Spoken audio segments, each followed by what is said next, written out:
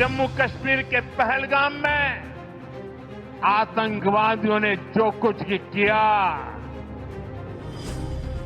क्या भारत चुप बैठ सकता है? क्या मोदी चुप बैठ सकता है? जब कोई हमारी बहनों के सिंदूर को मिटाएगा तो उसका भी मिटना तय हो जाता है।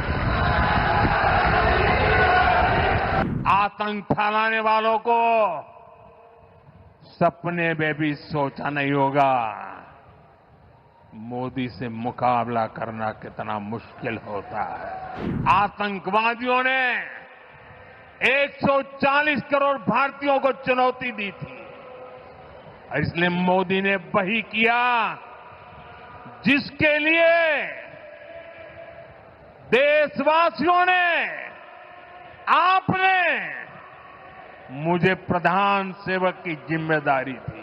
हमने सीमा पार चल रहे आतंक के 9 सबसे बड़े आतंकी ठिकाने उनको ढूंढ निकाला, अता पता पक्का कर लिया। 22 तारीख को उन्होंने जो खेल खेला था, 6 तारीख रात को 22 मिनट में हमने उनको मिट्टी में मिला दिया। यहां आने से पहले मैं बड़ोदरा में था। वहां हजारों की संख्या में माताएं बहनें आई थी। वे सभी बहनें देश का, हमारी सेनाओं का अभिनंदन करने वहां पहुंची थी। उन्होंने इस पावन कार्य का निमित्त मुझे बनाया। मैं इसके लिए हमारी मातृशक्ति को नमन करता हूं। यहां दाहोद में भी आप सभी ने, माताओं बहनों ने तिरंगा झंडा हाथ में लेकर के ऑपरेशन सिंदूर के लिए अपना ढेर सारा आशीर्वाद दिया है। दाहोद की ये धरती तप और त्याग की धरती है। कहते हैं कि यहीं दुधिमती नदी के तट पर महर्षि दधीची ने सृष्टि की रक्षा के लिए देह का त्याग किया था। ये वो धरती है जिसने क्रांतिवीर तात्या टोपे के संकट के समय सहायता की थी। मानगढ़ धाम यहां से ज्यादा दूर नहीं है। मानगढ़ धाम गोविंद गुरु की सैकड़ों आदिवासी सेनानियों के बलिदान का प्रतीक है। यानी ये क्षेत्र मां भारती की मानवता की रक्षा के लिए हमारे तप और त्याग को दर्शाता है। जब हम भारतीयों के संस्कार हैं तो सोचिए, जम्मू कश्मीर के पहलगाम में आतंकवादियों ने जो कुछ किया, क्या भारत चुप बैठ सकता है? क्या मोदी चुप बैठ सकता है?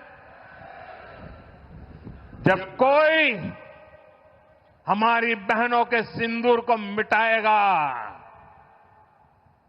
तो उसका भी मिटना तय हो जाता है।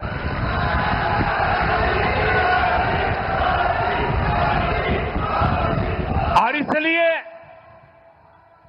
ऑपरेशन सिंदूर सिर्फ एक सैन्य कार्रवाई नहीं है। ये हम भारतीयों के संस्कारों, हमारी भावनाओं की अभिव्यक्ति है। आतंक फैलाने वालों को सपने में भी सोचा नहीं होगा मोदी से मुकाबला करना कितना मुश्किल होता है।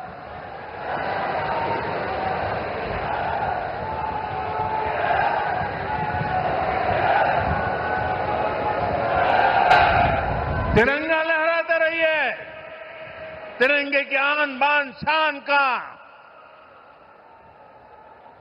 जरा सोचिए।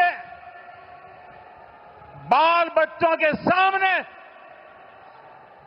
पिता को गोली मार दी। आज भी वो तस्वीरें देखते हैं तो खून खौल जाता है। आतंकवादियों ने 140 करोड़ भारतीयों को चुनौती दी थी और इसलिए मोदी ने वही किया जिसके लिए देशवासियों ने, आपने मुझे प्रधान सेवक की जिम्मेदारी दी। मोदी ने अपनी तीनों सेनाओं को खुली छूट दी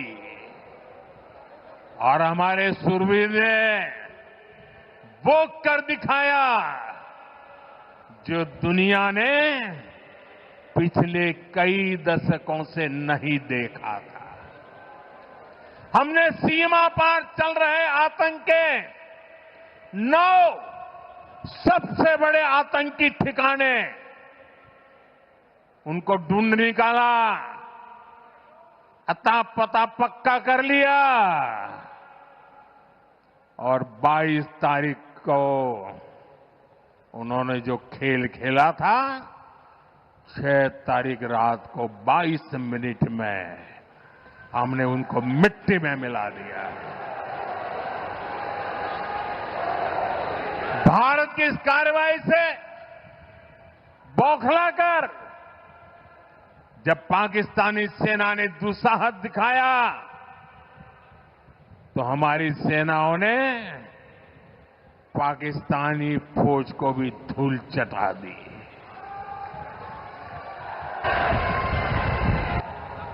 मुझे बताया गया यहां भी हमारे सेना के निवृत्त जवान बहुत बड़ी तादाद में आए हैं। हमारे कार्यक्रम में मौजूद है, मैं उनका भी सलाम करता हूं। मैं दाहोद की इस तपोभूमि से एक बार फिर देश की सेना के शौर्य को नमन करता हूं। साथियों, बंटवारे के बाद जिस देश का जन्म हुआ उसका एकमात्र लक्ष्य भारत से दुश्मनी है, भारत से नफरत है, भारत का नुकसान करना है।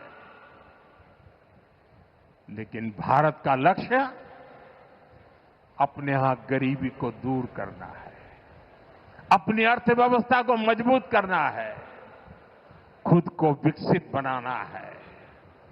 विकसित भारत का निर्माण तभी होगा जब भारत की सेनाएं भी मजबूत होगी और हमारी अर्थव्यवस्था भी दमदार होगी। हम इसी दिशा में लगातार काम कर रहे हैं। साथियों, दाहोद में बहुत सामर्थ्य है।